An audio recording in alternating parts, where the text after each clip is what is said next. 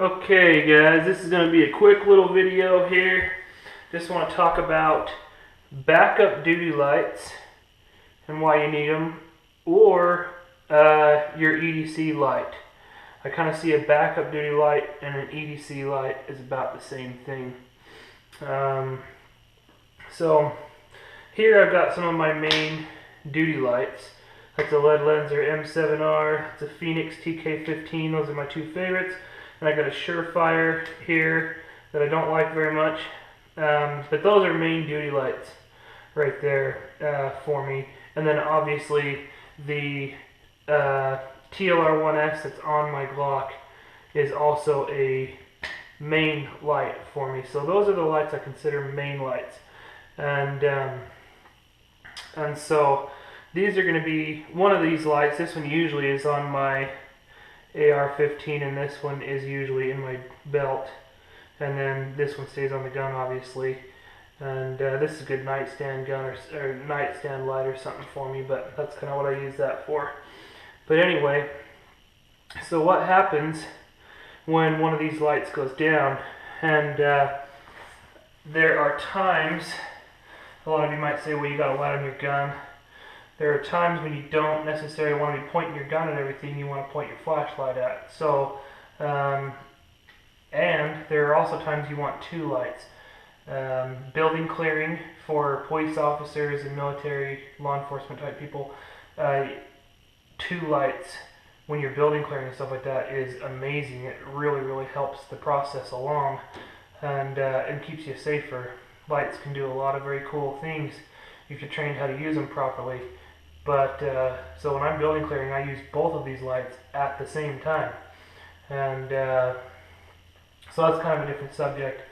But if this one goes down and I have to rely on this light, that's not an ideal situation. I don't want to do that. So I always carry a backup light, because I feel that a light for even the civilian homeowner, you know, that's defending his house, maybe a home invasion robbery, or a police officer on an everyday duty task, flashlights are seriously like probably the most important tool you have. If not the most, it's definitely one of the most important tools you have, in my opinion. So if this goes down, then what do? Okay, so here are some lights I'm going to bring in, and we'll just talk about. There's a couple of criteria that I look for in a backup duty light or my EDC light. And these are the ones I'm going to choose from here, and we'll talk about each one of them, and then we'll talk about which one's my favorite. Okay, so the backup duty light has to be bright enough to perform the majority of the tasks of the main duty light. So I'm not going to be unrealistic in saying that any of these lights are going to perform the tasks that this light does for me. That's just not even reasonable. So, because it's just way bigger power cell, way bigger light, you know. So, but I want one that does almost everything that this one does. And so that kind of cuts out, but I also want it to be lightweight. And weight and size is an issue because you're already carrying a lot of gear.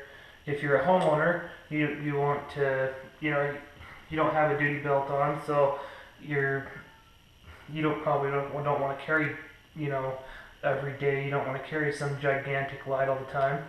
And then for the police officer, you've already got gear all over the place. So keeping stuff as minimum as possible is really going to help you out. So as far as power goes, I see at least 4 of these, maybe just these 3, being powerful enough to do what I want to do. This is a Streamlight Stylus Pro.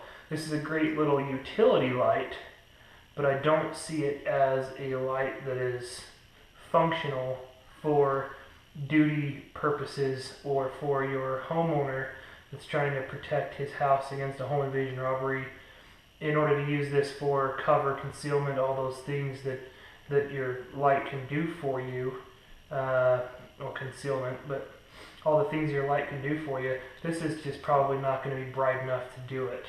So I kind of discount that. That's more of a utility light for me, and it works good for that, but that's kind of where I leave that one. This is a PT1 AA, Streamlight PT1 AA. It's painted white because I use it for something that I want it to be white for, but this light right here is kind of pushing that borderline for me. It's pretty bright, but there's a lot of times I wish it was brighter. You know, when you really need a blinding light for concealment for yourself, this one may or may not get it done for you. So this is, like I say, this is borderline for me, which leaves me with these three.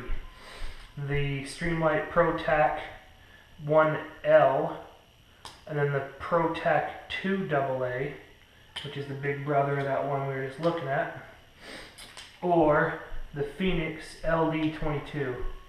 And so these are really my three favorites, and these are the three that I carry in both rolls the most often. So the first one that I like a lot, this is the one I've had the longest, is the ProTac 1L.